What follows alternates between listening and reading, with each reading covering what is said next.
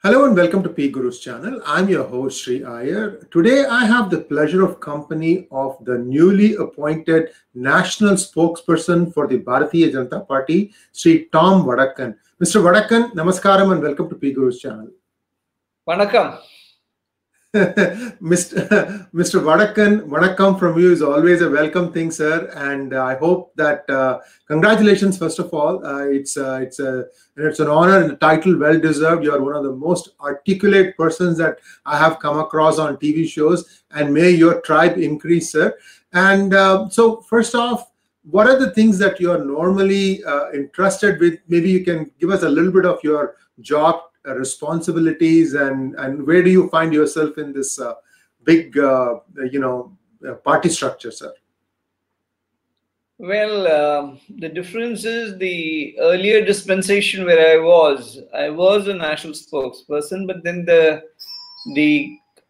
order of precedent or whatever you call it was that now I am the office bearer of the party, which is a very much part of the party network, and you're kind of, it's like that, the double engine train. You're connected and the connectivity is very strong. I mean, there is no getting away from any responsibility. It's add on at all levels. And I find it very interesting because it also means responsibility. It also means a commitment, a 24/7 commitment. Today is Sunday. Since morning, I have been on one channel or the other discussing variety of issues. Then my responsibility includes media charge of Kerala and your home state of Tamil Nadu. In addition to that, I'm a partner with another spokesperson to look after the entire South India media. So responsibilities are multiplying, and then there is my interest in the minority issues that are involved in the country, and that keeps me busy.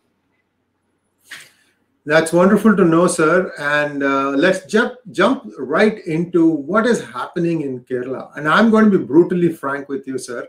Kerala is one of those states that is well known for cross-voting.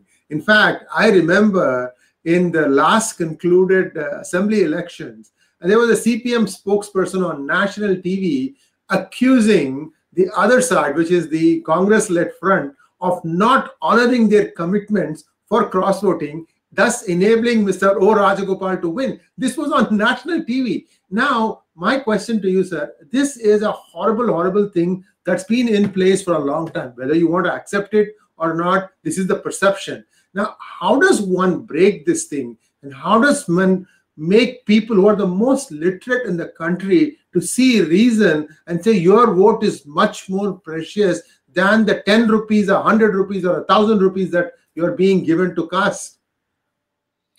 Well, it is not an individual who is the mercenary in this. There are agents, there are political agents, I must say, who are the driving force. It's not the money given to an individual voter that makes the difference. And this cross-voting happens in huge bulk. And it often happens under the banner of certain political parties. Now, there are situations where the candidate who has been nominated by some national party is not acceptable to the worker. So they have their own methods of seeing that that candidate gets defeated. There is a candidate appointed who's probably an independent, and he probably wins too, or he manages to defeat the official party candidate. So this is an all-party phenomenon happening not just in Kerala, but in other parts of the country. But it does not happen in Kerala on individual basis. It is not as if a individual is given some money and then he goes and votes. That doesn't happen generally. It is generally a management of party network that operates on this scale, and that's a problem that we face across the country. There are so many please go ahead, sir. Yeah. Unofficial candidates being put up to ensure that the official candidates get defeated. Oh, that's a well-known thing. Same name people will be put up, and that will create some confusion. This is something that hasn't surfaced that much in other states, sir. That's why I asked you. I'm sorry if I put you on a... No, I want to add something. The cleverness of the side of my state is that they find people with the same name, which you rightly said. Now, for example, the case of Mr. Karnakaran, who he lost by 1,600 votes. And that 1,600 votes were cast in the name of a namesake. So you can imagine, he lost in Thrissur constituency, he lost by 1,600 votes, which was voted for a man with a similar name. So these are clever techniques that are adopted in highly educated states, but that's the kind of game that they play. So you have almost a thankless task, because in both the states that you're responsible for as a media spokesperson, the BJP is still trying to find its feet. At least in Kerala, I'm told, BJP has won some panchayat level elections, which is at the ground level, at the the grassroots level. And that's how you build a party. You start winning at the grassroots level, and then slowly that starts percolating upwards. What is your strategy for Tamil Nadu, where BJP refreshingly has got some new young blood, very talented people, Annamalai and Dr. Murugan, very, very talented people now coming in, young blood, fresh enthusiasm. And what do you feel is the currently in these two states, sir? Well, regarding Tamil Nadu, you're more you're more knowledgeable. I'm just a new entrant, and I'm on my job profile. It is about media management. I'm not in charge for the state. We have different plans of action on Tamil Nadu, and that is a work in progress that is going on. The entry of Mr. Murugan and others leaders that you have mentioned are part of that exercise. There are there's a lineup of people who want to join the party. We are going through their profiles and trying to find out how and where they can be effectively used. It is an exercise that is an ongoing process, and I'm confident that we will be able to make inroads. But then we will also have to have alignments in place, and that is also being closely attended to. And as to the question of Kerala, you're right. We have arrived at the panchayat level. We have certain problems, internal problems, which I don't want to go into. But yes, there is movement, there is mobilization happening, especially among the minority community. There's a sense that, look, here's one party who has done no harm to us, and the ruling party, and then we need to have a better look at them, and which is happening, and it's an ongoing process. There was recently some mention in the media by certain dioceses condemning the left and the Congress on issues about reservation, and especially on the issue about reservation for on the income cutoff reservations that they had. So that all being there is a change of thought process happening. But it may not happen in maybe the next assembly election that we will. But yes, I see a forward movement, and I'm very confident that we'll be able to make breakthrough, because people are looking for an alternative between the Congress and the CPM. They have seen enough of CPM and they've seen enough of the Congress. So they know exactly what they are voting for. So I believe that if our process continues and our enthusiasm and our leaders' support available, we will be able to walk that extra mile, which will show the final results. Yes, indeed, sir. And in fact, the time is very, very good right now. The CPIM, the ruling front, finds itself right in the eye of the storm in terms of the gold smuggling cases, with the number of arrests, the number of revelations that are coming up with regards to the top leadership. So you have a ray of hope, a ray of sunshine, and I wish you all the best in trying to get that thing, widen that thing, create awareness. Certainly, you have another friend who's also helping you in Kerala, Mr. Kuti. We hope to have him also on our channel sometime later to understand where his vision for the state and for the country comes from. Sir, let's take a step back and look at the national scenario. Now, maybe one last question about Kerala. Are you also representing BJP on some regional channels, like, for example, Malayalam channels? Are you also participating? I'm just curious, because I want to let our viewers know that you can find Mr. Vadakkan in Malayalam channels also. I was a regular participant on Malayalam channels earlier, in my earlier dispensation. Since I joined the BJP, not very frequently, but yes, on important issues, I do go and make my version. I'm not that fluent in Malayalam, but however, I have all the communication skills that are crafted in the game of Kathakali, you know. So as long as you're communicating and you're a good communicator, it does enough of justice to what you're saying. You also may want to brush up on your Kalari Pie too. That's true. So let's take a look at the national scenario, sir. Now, the elections are going on in Bihar right now, and the BJP has stuck with its coalition partner, sometimes on, sometimes off, Mr. Nitish Kumar. Now, there could be an anti-incumbency feeling. However, I have to also add that the other side also was in power not so long ago. So to me, it seems a little murky what is happening in Bihar. Plus, you have this challenge there of people who've returned from all the cities and come back, probably trying to figure out how to make their next morsel. This is a corona-inflicted problem. How do you make sense of all this in terms of how things are going to play out in Bihar? You see, there's a challenge.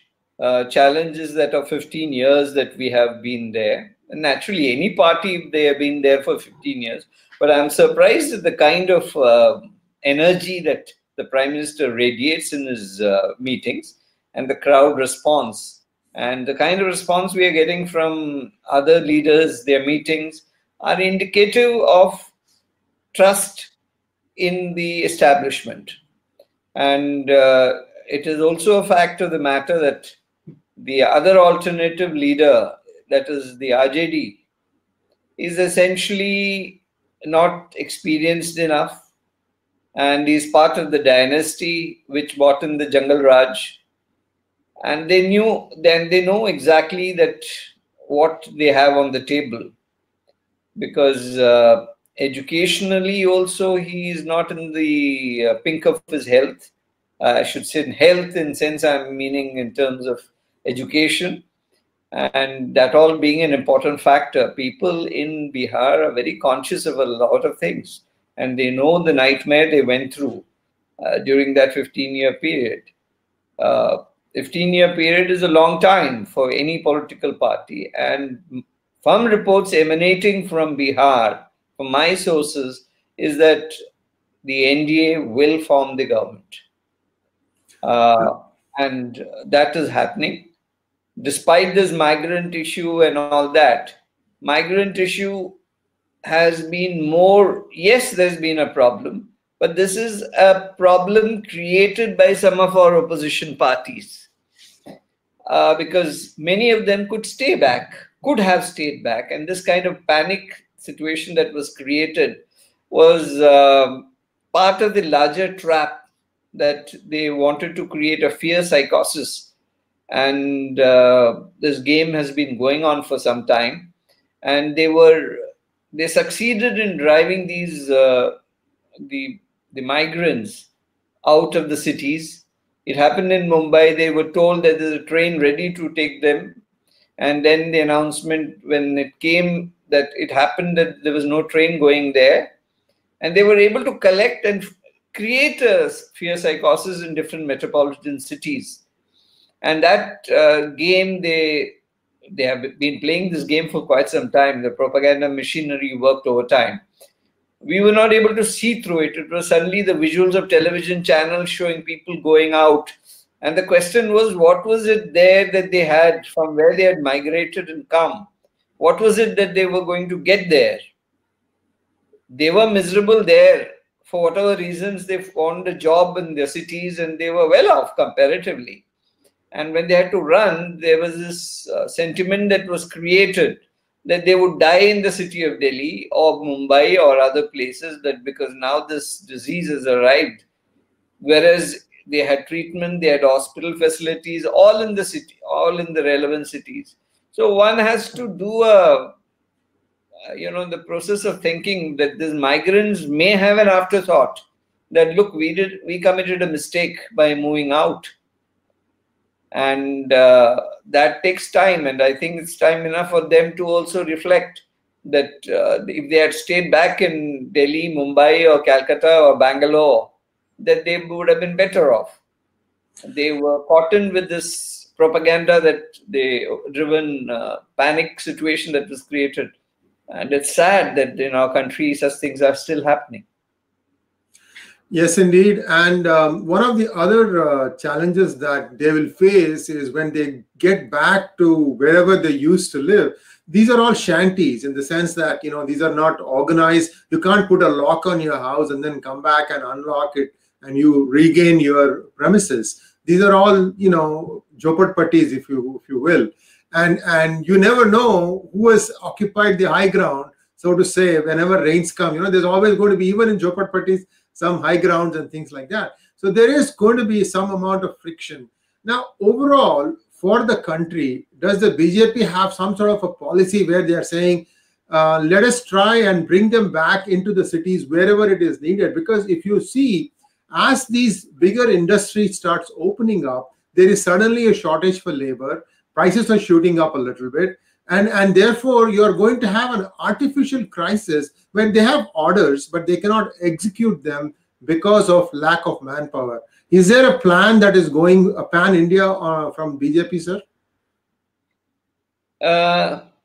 These are issues that have been addressed, because on the employment sector, there is a lot of movement of people coming in. And there are these employers who have adopted means and methodologies to get their workers back. It is happening and the government is backing them.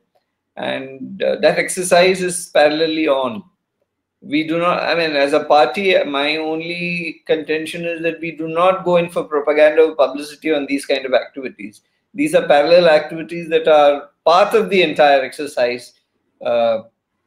Even when they were going, they were assured that when they come back, everything will be taken care of comfortably. Whenever they want, they can come back. And each state government has been looking at it, because there is an issue about labor forces, whether it is in Bangalore or Kochi or wherever they left. There is a movement back, and I think things are getting to normalcy. So it is not as if the migrant vote is permanent there in Bihar right now. There may be elements of people who are upset, but overall they are upset with themselves for having taken the wrong decision of going back. Sir, let's take a look at some of the northern states. For example, Punjab. Now, you had your partner, a long-term partner, suddenly leave the alliance now. And their supposed reason was that they were against the farmers' bill. However, when the ordinance was passed months ago, they did not seem to have a problem with it. And now they seem to have a problem. They have actually quit the alliance.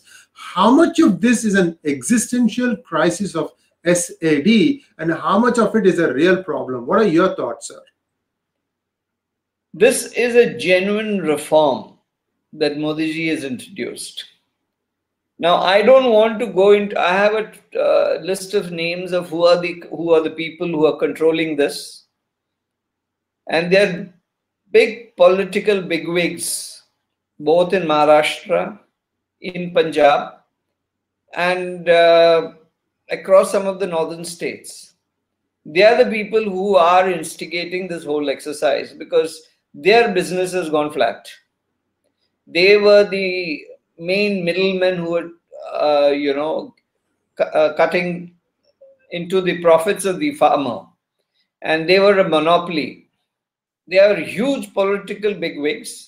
Some of them, their daughters are connected with the industry, and many of our allies, not many, one has a major issue because they are one of the major factors in the business of what they are doing. I don't want to take names and embarrass anybody at this juncture. You will be surprised that I'll mention this. One of the prominent national parties, not national, regional parties, who are contesting from Bihar, has all their money in the grain markets in Delhi. Do you read me? Yes, I do. Very loud and clear. And the management is done by an honorable member. I should call him a lawmaker. I don't want to mention parliamentarian or anything because that will be a privilege issue. I want to call him what you would call him. He is basically a businessman, essentially, and a lawmaker. So that, I think, would be a comfortable word to use. So I also, went through the bill, and we've had a few hangouts on PGurus where we have endorsed this new farmers bill because that is a democracy for the farmer to get the best price for his produce pan-India. And that's a very simple logic that can be sold to the farmer. Today, we live in the age of GST, in the age of, almost everybody has a smartphone, and you can run an app there to find out what is the best price, their produce can fetch. And they always have the fallback of selling the old way, which is to go to a mandi and sell. So I don't see any problem with this. However, not just the SAD, but even the Congress party in Punjab has actually passed a new bill or law or something like that. Why are these two getting, fighting with each other to try and grab the limelight on what is essentially a good thing for the farmer? Well, the theory which runs the Congress party is to oppose everything that Prime Minister Modi ji introduces without even application of mind. And there are those specialized economists. One of them includes the former finance minister, who has strange logic to explain how and why they are bad for the economy. My reading of it is that it is the best thing that can happen to the farmers. It is the best thing that has happened over the last 70 years. I think no step has been taken, and you will see, and will happen, that there will be a spurt in agricultural production, and these things will be visible. But now the drama will be enacted so that now, for example, we had this whole issue also. Only when the Pakistani senator stood up did we know that what was happening there. And in Parliament, the Science and Technology Minister talked about the real truth only emerges. Till such time, they will politicize it. They will use it till the truth emerges. It will take time. Maybe by the next harvest time, we will be able to get more closer to truth, and truth will prevail finally, because ultimately it is in the interest of the farmers. Thank you, sir. And let's take a look at the upcoming elections. I think 2021, perhaps Punjab will be going to the polls again. So I'm seeing a four-corner fight now. Do you think that the SAD will mend their fences with BJP and come back into the fold before the elections, or is it going to be a four-cornered fight? Just your guess. You see, basically they have lost support in a huge way. One of the policies of the NDA is a systematic give and take with the partners. we as a rule do not exploit any partner. It's part of a two-way traffic. If they fit into our system, they are always welcome. And we are very practical on that. They are under pressure to do what they're doing. But when things and dust settles down and the cows come home, what happens then is in the realm of astrology, not in the scope of a spokesperson. That's a very nice way to put it, sir. So let's take a look at Kashmir. A lot of things happening. Now people are being allowed to buy land, and essentially Kashmir is beginning to see what life in the mainstream is going to look like. And I'm sure with a all-weather railway link between Jammu and Srinagar established, things are only going to accelerate. How do you see these regional parties now, like the Muftis and the Abdullahs, now they are trying to join forces and somehow still speaking as if they belong to China, they belong to Pakistan? What is going wrong? Why these kinds of extreme view statements when you know that those are all people who are essentially out to exploit you? It's unfortunate that people who were leaders in the earlier setup, and the connectivity is very simple. They are the dynasts who have exploited the situation in Kashmir for too long. It is one family or the other family that is ruling all the time. For them, this is something that they never could imagine. They thought they would be eternally in power. It is either the Muftis or the Abdullahs that would be in power. This was the sentiment that they had. Suddenly, when with the abrogation of that article and the state being reduced to a union territory, they feel that they have lost control. They have lost control, so this panic button, otherwise both of them would never mix. It is a combination of very strange bedfellows who want to come together, and their inspiration is from China. The biggest mistake they've made, I think, in their statement that they would need help from China has distanced them from the common Kashmiri. And there's almost a sense of revolt because with the land being available, price of land will go up, and there are people who are coming and investing. Hotels are being opened up, employment opportunities, tourism. So this has gone into the minds of the common Kashmiri, and they're fighting a very bitter battle to try and find that place where they thought they had. But they are trying. They are doing everything possible. There was a language like this that they're waiting for China to come in and then maybe give them that kind of space again. I mean, these are all wishful thinking, because what has happened, and we have moved on. Stability is emerging there. Despite all their efforts, we see peace, tranquility, and the economic development happening. It is a happening situation. And we know how to handle these people. We have handled them earlier. It will be our leadership's desire to give them the place which they deserve, whatever be it. And we will find that 370 has made all the difference in the administration, in the economy and development of the state. So it's really, Kashmir is now becoming mainstream. See, Jammu and Kashmir, as far as 370 and the positions that the Abdullahs and Muftis have taken, they feel that they were destined to rule the state of Jammu and Kashmir, and without delivering anything. I mean, they've looted that state to an extent. I think there should be an inquiry into how and what all they did over these years. People of Kashmir have realized that their interest lies in integrating with India, which has happened. And it's a complete integration. There is no two views on that.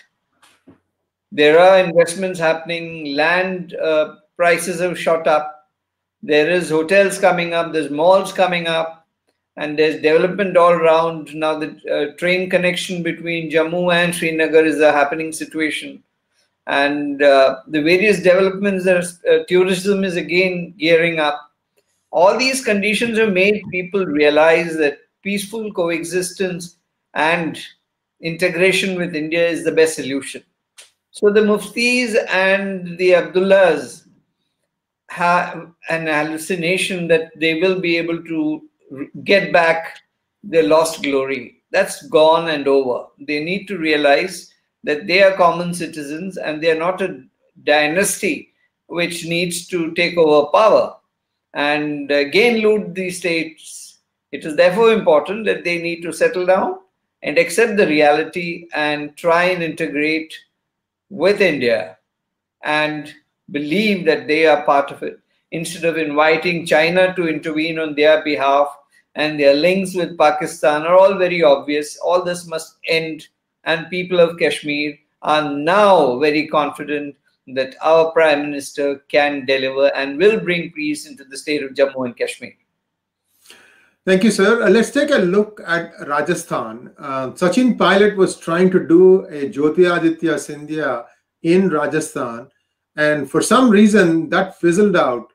What are the reasons behind it? Was it his own initiative, or was it done at the encouragement of the Bharatiya Janata Party? Nothing wrong in that. You are always going to be putting the other side on the mat. So there's nothing wrong in terms of trying to, break the other side. So what is your take on what happened and transpired in Rajasthan? See, essentially, Sachin Pilot has been wanting to become the Chief Minister of Rajasthan for quite some time. Deservedly so. Deservedly so. Yes, and a young man who's worked hard for it. So that situation was being, I should say, he's been deprived of that situation. He would have been a good Chief Minister, and he's worked very hard to attain whatever position he has. So he tried, made an attempt, but Mr. Gehlot, being an old fox, managed situations, maneuvered a situation, and finally he did not succeed. Blame was put on the Bharatiya Janata Party, because everything leads up to the fact that BJP is intervening in this whole issue. It was an internal battle in the Congress, and as far as battle goes, it was Gehlot's old trick trade. He's a magician by profession, by the way. Oh, really? I didn't know that. So he was able to pull the hat out of the hat and won the show. That is the status as of now. But things are very uncomfortable there right now. There are people who are extremely ambitious, especially Mr. Joshi, who sits on the Speaker's chair. He is not an old friend of Mr. Gehlot. There was a time when Mr. Joshi lost by, I think, 1 or 2 votes in the assembly election and was thereby sidelined. He has an old grievance, and he is also well connected with the Gandhis. So he is one ambitious man who has some support base. So it may not be a very comfortable ride for Mr. Gehlot all through. From indications available, there are malcontents all over the place, because they have not been able to adjust themselves. Many of the people with Sachin Pilot finding it difficult when they have gone back to Congress. They're not getting that kind of response, and they're not getting that kind of response from Mr. Gehlot too. So there are situations where this issue is very sensitive yet again. And it is basically their own infighting that is leading to a situation of weakness. Whether Mr. Gehlot will be able to maneuver it, or will there be a situation which will be worse than the earlier one, which he may manipulate or may not. Serious issues that are in public domain today.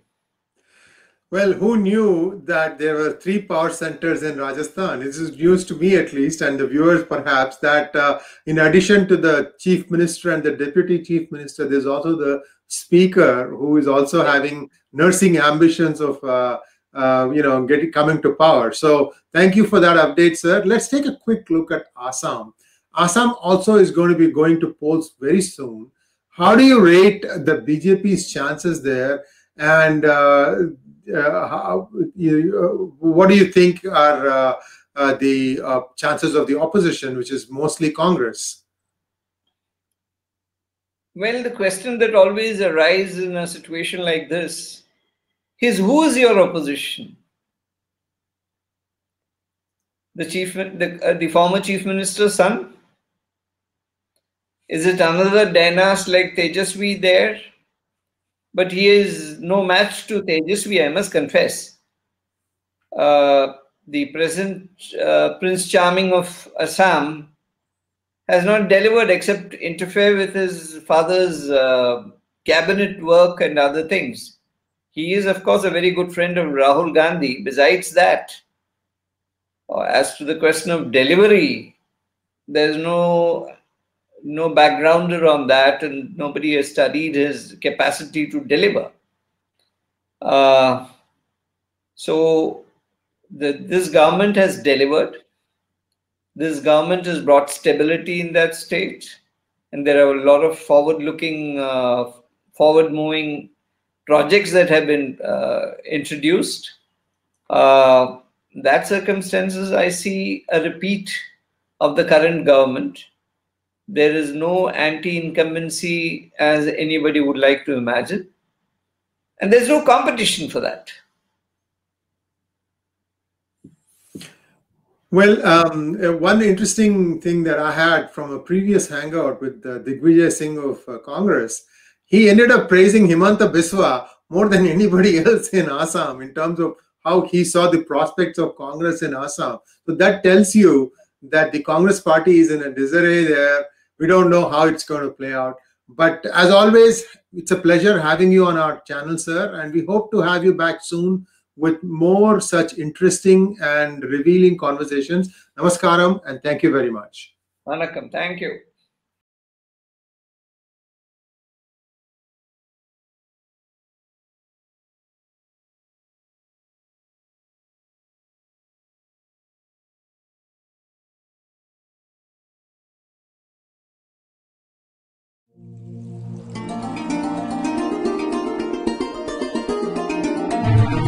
Thank you.